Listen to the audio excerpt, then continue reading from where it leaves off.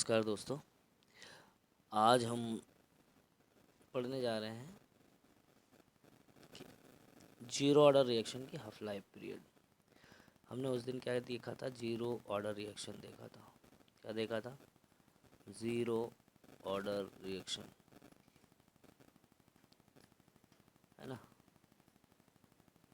इससे पहले हमने जीरो ऑर्डर रिएक्शन पढ़ा था। अभी जीरो ऑर्डर रिएक्शन का हम क्या देखेंगे? Half life period.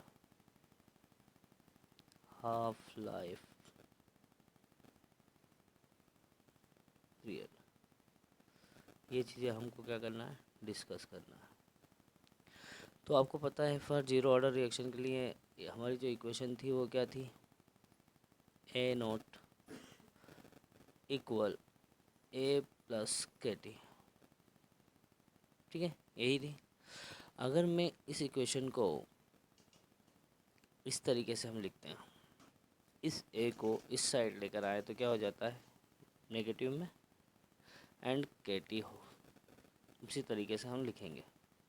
ठीक है, अब क्या होगा? हमें पता है, क्या पता है? अगर ए नोट को मैं क्या लिख दूँ?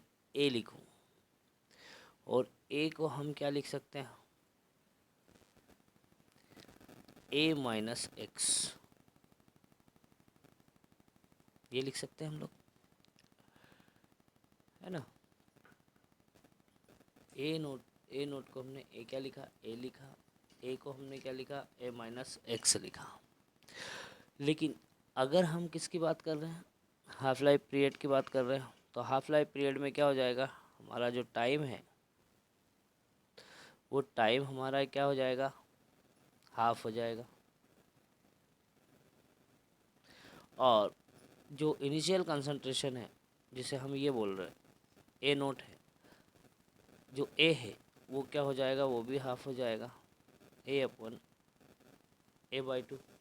तो इक्वेशन जो हमारी क्या थी? ए नोट माइनस, अब इस ए की जगह पर हम ए नोट अपॉन टू रख देंगे, इक्वल के, और टी की जगह पर क्या रख देंगे? हाफ।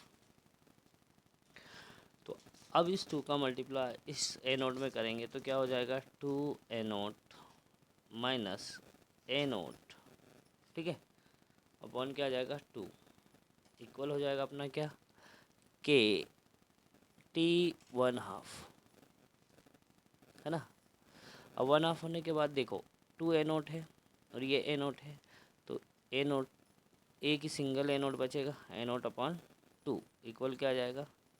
के टी वन हाफ। तो टी वन हाफ इक्वल क्या हो जाएगा अपना?